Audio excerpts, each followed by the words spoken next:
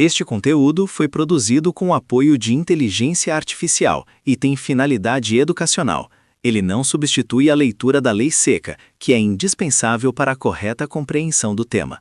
Feito o recado, vamos ao conteúdo. Sejam muito bem-vindos e bem-vindas a mais um Mergulho Profundo. Hoje, a nossa exploração vai abrir a caixa preta de algo que afeta, assim, o dia a dia de absolutamente todo mundo que vive no Brasil. Com certeza. E o mais curioso, sabe, é que a imensa maioria das pessoas nem sonha que isso sequer existe. Nós vamos dissecar um documento que atua essencialmente como, o manual de instruções do Estado brasileiro. É a fundação, né? Exato.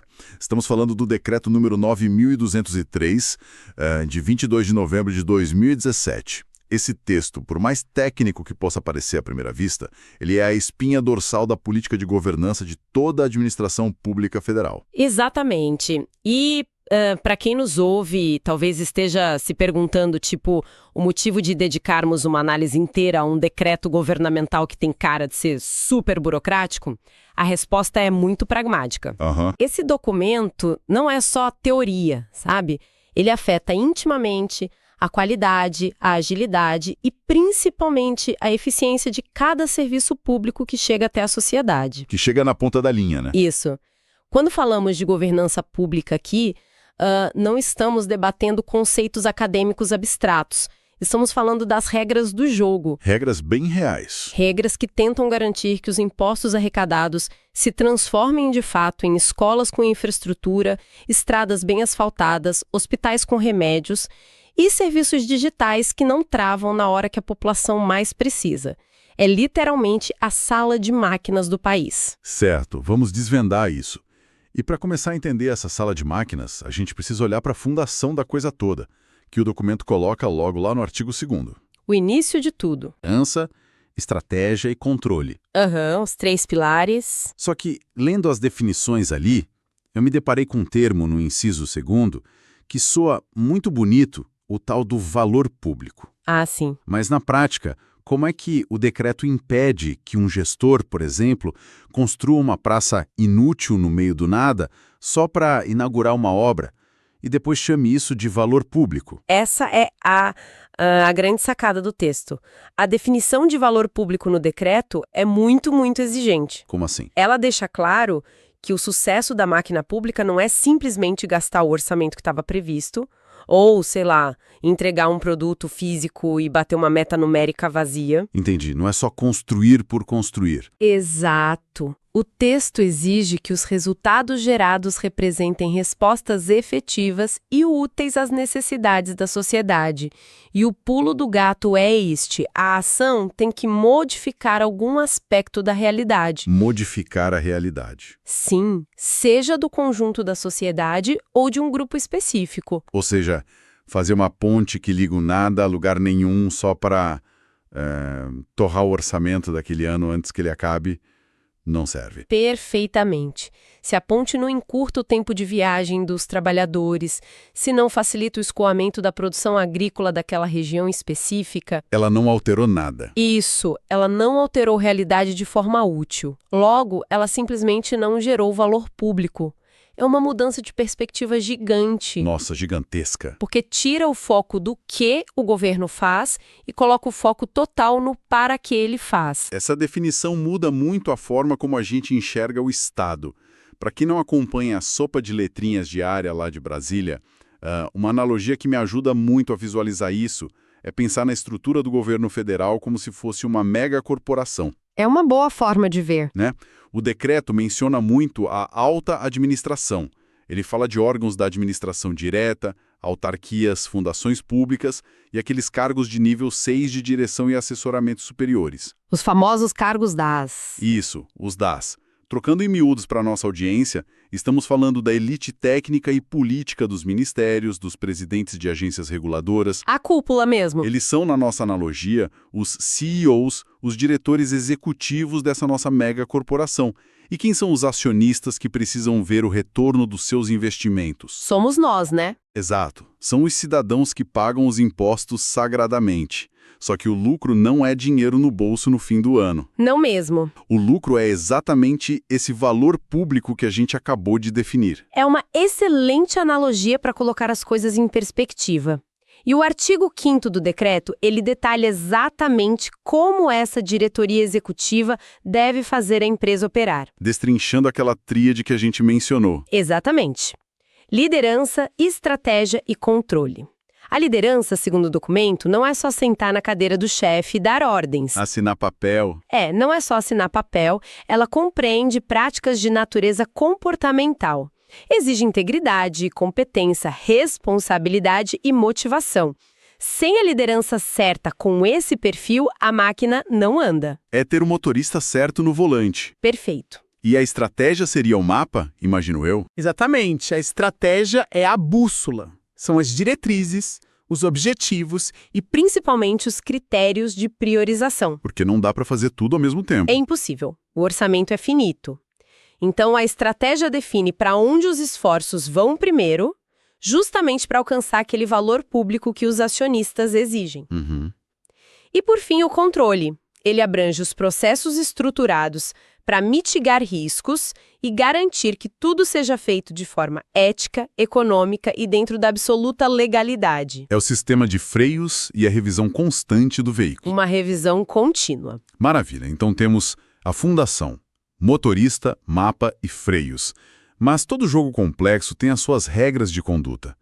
O decreto traz uma lista de princípios e diretrizes ali nos artigos 3º e 4º que, olha, parecem tentar colocar uma camisa de força nesta velha burocracia. O fascinante aqui é observar como os princípios da governança pública que estão ali no artigo 3º, eles formam quase um escudo ético para a atuação do Estado. Como assim, um escudo? Porque o texto não faz apenas recomendações fofas, sabe? Ele estabelece princípios basilares e obrigatórios. Temos, por exemplo, a capacidade de resposta. O que isso quer dizer na vida real de quem nos ouve? É o governo não deixar a população mofando em uma fila infinita? É exatamente isso. Significa que o Estado tem o dever, a obrigação de responder às demandas da sociedade em um tempo razoável. E não em 10 anos. Exato. Outro princípio muito interessante é o da melhoria regulatória. Esse eu achei curioso. Imagine uma regra criada lá em 1990, exigindo o envio de documentos por aparelho de fax. Nossa, fax? Ninguém nem sabe mais o que é isso. Pois é. Hoje, com assinaturas digitais, processos eletrônicos, essa regra é um atraso de vida. O princípio da melhoria regulatória obriga a administração a estar sempre limpando essas teias de aranha legais. Desburocratizando o que ficou obsoleto. Isso. Além disso, temos a integridade, a confiabilidade, a transparência e a prestação de contas. Que é vital. Sim, é onde quem toma decisão não pode simplesmente se esconder atrás do cargo. A pessoa física responde por aquela escolha. E o bacana é que quando a gente passa para as diretrizes práticas, lá no artigo 4º, a gente vê esses princípios ganhando corpo de verdade. Sim, eles se tornam ações. O texto desenha um Estado surpreendentemente moderno. O inciso 2º, por exemplo, foca muito na simplificação administrativa e na integração de serviços, dando um destaque enorme para os serviços eletrônicos. É o fim do papel. É a promessa do fim da era do carimbo, daquela cópia autenticada em cartório para absolutamente tudo, né? Felizmente. Mas que uma diretriz específica ali no inciso 6º que me chamou muita atenção, porque ela parece ir contra tudo que a gente imagina do setor público brasileiro. O inciso 6º é vital. Ele orienta a implementação de controles internos baseados na gestão de risco, mas com uma instrução que é muito clara. A administração deve privilegiar ações estratégicas de prevenção antes de processos sancionadores. Prevenir ao invés de punir. Esta é, de longe, uma das maiores mudanças de paradigma na mentalidade do Estado que esse decreto traz. Basicamente é parar de tentar trancar a porta depois que o ladrão já fugiu com o dinheiro da casa, certo? Perfeito. Porque, historicamente, a sensação que dá para quem acompanha o noticiário é que o governo foca em multar a empresa ou processar o servidor público muito depois que uma licitação fraudada ou um erro grotesco já aconteceu. É a analogia perfeita. O controle estatal tradicional sempre teve um caráter muito punitivo, focado no retrovisor, posterior ao fato. O decreto inverte essa lógica completamente. Ele tenta antecipar. Ele diz, em essência, que é muito mais eficiente, muito mais barato e infinitamente mais benéfico para a sociedade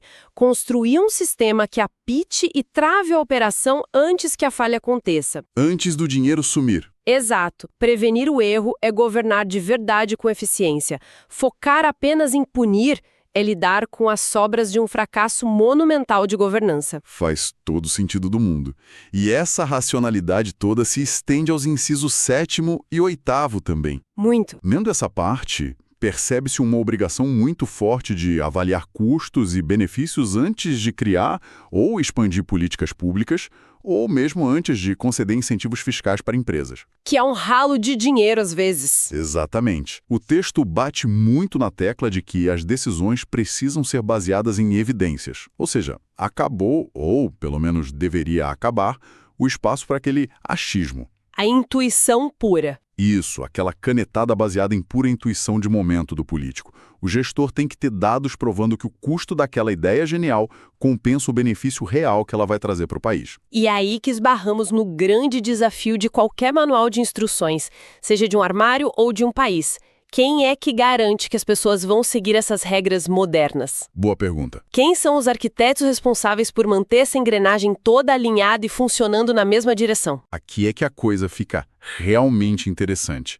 Porque o decreto não jogou essas regras ao vento esperando que cada ministério se virasse sozinho e por conta própria. Não mesmo. Ele criou um verdadeiro centro de comando. Os artigos 7A até 12A estabelecem a criação do SIG, que é o Comitê Interministerial de Governança. O famoso SIG. Pelo que entendi da leitura, a missão principal do SIG é assessorar o presidente da República diretamente nessa política toda de governança. Mas o que me impressionou de verdade foi quem senta nessa mesa. Não é um comitê de assessores júniores de terceiro escalão. De forma alguma. A composição do SIG é de peso absoluto. Quem são eles? São 3 membros titulares de altíssimo nível: o ministro de Estado, chefe da Casa Civil, o ministro da Economia e o ministro da Controladoria Geral da União, a famosa CGU. Só peso pesado. Repare bem na arquitetura de poder dessa mesa. Você tem um núcleo central de articulação política do governo, que é a Casa Civil. Certo. Você tem um núcleo que detém a chave do cofre, que é a Economia. E o núcleo responsável por auditar e corrigir desvios, a CGU. Uma tríade de poder. É a trindade da execução governamental. E o ministro da Casa Civil é quem coordena tudo isso. E lendo sobre o funcionamento prático das reuniões, eu vi um detalhe que parece apenas técnico, mas que na política pura deve fazer toda a diferença. As regras de votação. Isso. O SIG se reúne a cada 3 meses. Para aprovar algo, precisa de maioria absoluta.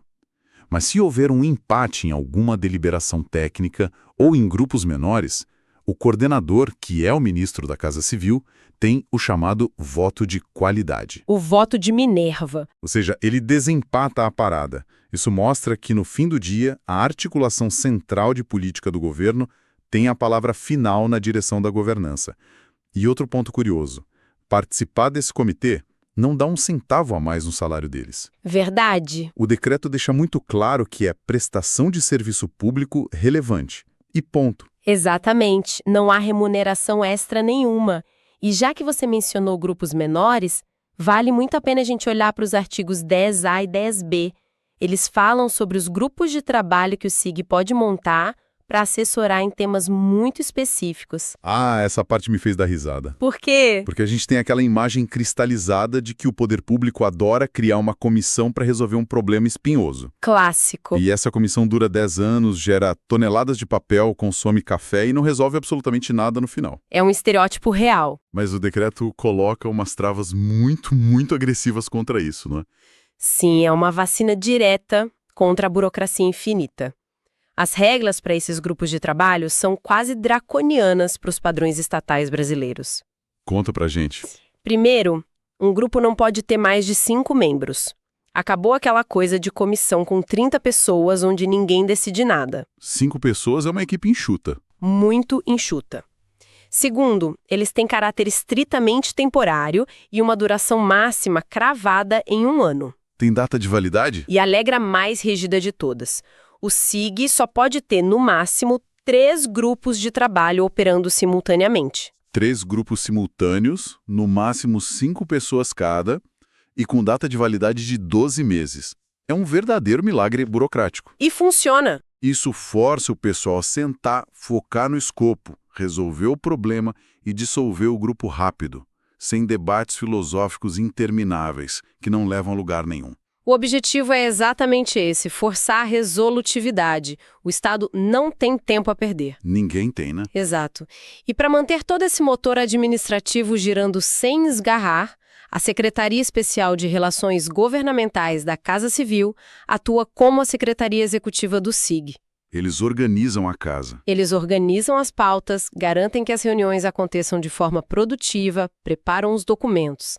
Mas veja, tudo isso que falamos até agora é a alta cúpula do governo, lá nos gabinetes acarpetados de Brasília. Verdade. Como essa mentalidade desce e chega no servidor público que está lá na ponta, atendendo o cidadão no balcão? Boa!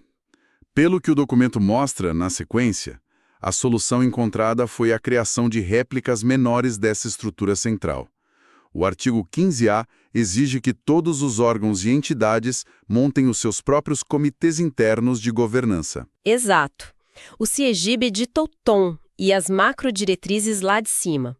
Mas são esses comitês internos que vão traduzir isso para a realidade diária de cada ministério, de cada agência ou autarquia. Eles adaptam para a realidade local? Isso. Eles auxiliam a direção do órgão a implementar práticas que de fato incorporem aqueles princípios de integridade e agilidade que discutimos antes. E tem um componente vital aí, que é a transparência, que é abordada logo no artigo 16. Transparência é chave. Esses comitês internos são obrigados a publicar suas atas e resoluções na internet. A regra geral estabelecida é a luz do sol. O sigilo sobre o que é discutido é a absoluta exceção. Só para casos muito específicos. Exato, reservado apenas para o que a lei já protege como confidencial. O resto tem que estar online. Então, o que tudo isso significa para a engrenagem do Estado? Significa que temos a fundação firme, temos os princípios claros, montamos a diretoria com o SIG e capilarizamos isso com os comitês internos espalhados. Exatamente. Mas como o Estado se blinda de ataques internos e externos? Entramos agora na arena de defesa do patrimônio e gerenciamento de crises, porque o decreto dedica uma parte considerável do texto a proteger o sistema de si mesmo. O artigo 17, por exemplo, ele fala detalhadamente da gestão de riscos. E aborda isso de uma forma muito madura. A alta administração é obrigada a manter um sistema contínuo para identificar, avaliar e tratar eventos que possam atrapalhar a missão do órgão. Não é um trabalho de uma vez só. É contínuo. O aspecto crucial no inciso 2º do artigo 17 é que a gestão de riscos não pode ser um departamento isolado. Sabe aquele setor escanteado no fundo de um corredor escuro que só serve para dizer não e atrasar projetos? O setor do contra. Isso. O texto diz que a gestão de riscos tem que estar profundamente integrada ao planejamento estratégico desde o dia zero. E eu adorei um detalhe muito pragmático no inciso 3º, que fala sobre os controles internos serem estritamente proporcionais aos riscos, sempre de olho na relação custo-benefício. Isso é inteligência pura. É aquela história clássica. Não faz o menor sentido gastar R$1 milhão comprando um cofre super blindado e contratando seguranças fortemente armados para proteger um pote de vidro com moedas de 10 centavos dentro. Seria um desperdício. Do mesmo jeito que é loucura deixar barras de ouro maciço na calçada sem proteção nenhuma. O Estado tem que medir com precisão o tamanho do risco financeiro ou mesmo do risco de imagem antes de criar uma burocracia gigante e cara para controlá-lo. Essa racionalidade econômica muda completamente a cara do controle estatal no Brasil. E para avaliar se esses controles proporcionais estão realmente funcionando na prática, o artigo 18 traz a figura da auditoria interna. Que dá medo em muito gestor. Dá, mas não deveria. A auditoria, na visão moderna do decreto, não é a polícia interna rondando os corredores procurando alguém para castigar e demitir. Não é uma caça às bruxas. De jeito nenhum. Ela existe para adicionar valor, usando padrões internacionais rigorosos de qualidade, com o objetivo muito proativo de promover a prevenção, a detecção e a investigação de fraudes envolvendo os recursos federais. Prevenção sempre em primeiro lugar. Isso levanta uma questão importante para a nossa análise. Se o objetivo da auditoria e dos controles é prevenir fraudes antes que aconteçam, como o órgão público constrói uma defesa ativa contra a corrupção no seu dia a dia? Não dá para ficar só esperando. A resposta está lá no artigo 19, que institui o Programa de Integridade. O decreto não pede que os órgãos tenham apenas boas intenções. Boas intenções não seguram fraude. Não, ele obriga a criação de um programa estruturado, solidamente desenhado sobre 4 eixos fundamentais. Eu olhei para esses 4 eixos na preparação para hoje e eles parecem um verdadeiro roteiro de sobrevivência para a honestidade na administração pública. São mesmo. Mas como isso não vira só mais um pedaço de papel esquecido na gaveta de algum burocrata desmotivado? Tentando implementar isso. O primeiro eixo exige o comprometimento e o apoio visível da alta administração. Se o chefe não liga. Exato. Se o presidente da agência e seus diretores não derem um exemplo claro, o famoso tone at the top, o tom que vem de cima, o programa inteiro morre no primeiro dia. Ninguém, absolutamente ninguém, leva a sério uma política de integridade se o próprio chefe ignora ou dribla as regras. Faz todo sentido. O exemplo arrasta. E o segundo eixo pede uma unidade responsável pela implementação. Uma equipe dedicada. Ou seja, não dá para simplesmente jogar essa bomba de responsabilidade no colo de um servidor do RH que já trabalha 12 horas por dia e dizer, olha, a partir de hoje você cuida da integridade do órgão também. Boa sorte. Tem que ter gente dedicada, uma estrutura própria focada só nisso. Exatamente, precisa de um braço operacional forte. O terceiro eixo é a gestão direta dos riscos associados à integridade. A agência precisa mapear ativamente onde ela é mais vulnerável. Procurar os próprios defeitos? Sim, é no setor de compras de equipamentos, é na concessão de licenças ambientais. Onde está o ponto cego estrutural que um fraudador interno ou externo poderia usar? Mapeado esse risco, vêm os controles específicos. E o quarto eixo fecha o ciclo dessa defesa, que é o monitoramento contínuo, certo? Isso mesmo. Porque os esquemas de corrupção e os métodos de fraude evoluem constantemente, né? Muito rápido. Se você criar o programa perfeito hoje e deixar ele parado no tempo intacto, em 2 anos os fraudadores já encontraram uma brecha tecnológica nova ou um furo no processo. O sistema tem que ser testado sem parar. Perfeito. O legislador entendeu profundamente que a corrupção é orgânica e dinâmica. Então, o combate a ela também precisa ser obrigatoriamente contínuo e altamente adaptável. Incrível. Chegando ao fim da nossa exploração de hoje, dá para resumir o Decreto 9.203 como um mapa arquitetônico imensamente ambicioso para o Brasil. Muito ambicioso. Ele projeta um maquinário governamental que deve ser ágil, inovador, ético e fundamentado sempre em evidências concretas. Ele se esforça bravamente para arrancar a administração pública da velha era do improviso amador. E de ficar apagando incêndio todo santo dia. Exatamente. Colocando o Estado finalmente nos trilhos dos controles preventivos e da governança real. Se conectarmos isso ao panorama geral, percebemos o peso gigantesco desse documento para o futuro do país. Ele tenta tirar a administração pública do mundo frio das teorias jurídicas e trazê-la de vez para a realidade das ruas. Para o nosso dia a dia. Sim, essas não são apenas regras chatas de burocracia criadas para enfeitar páginas do Diário Oficial. Elas são, ou pelo menos tentam arduamente ser, os guardiões invisíveis que trabalham nos bastidores do Estado. Protegendo o sistema. Elas existem para garantir que a riqueza gerada pelo suor da população vire de fato aquele valor público que a gente debateu no começo da nossa conversa.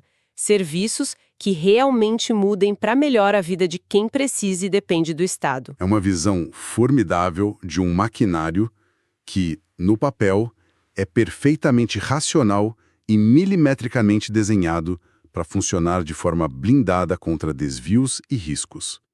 Mas, para fecharmos nosso mergulho profundo de hoje, eu deixo uma provocação final para quem nos ouve ficar matutando durante a semana. Vamos lá. O decreto projeta uma engrenagem estatal incrivelmente fria, lógica e controlada. Mas o que acontece de verdade quando essa estrutura teórica e perfeitamente calculada colide de frente com a natureza humana, que é essencialmente falha e caótica? É o grande teste. Como um governo de papel, planejado em um ambiente quase de laboratório, sobrevive na vida real das ruas, lidando com pressões políticas imprevisíveis do dia a dia, interesses conflitantes, ocultos e crises nacionais repentinas. Fica essa reflexão profunda para a nossa audiência.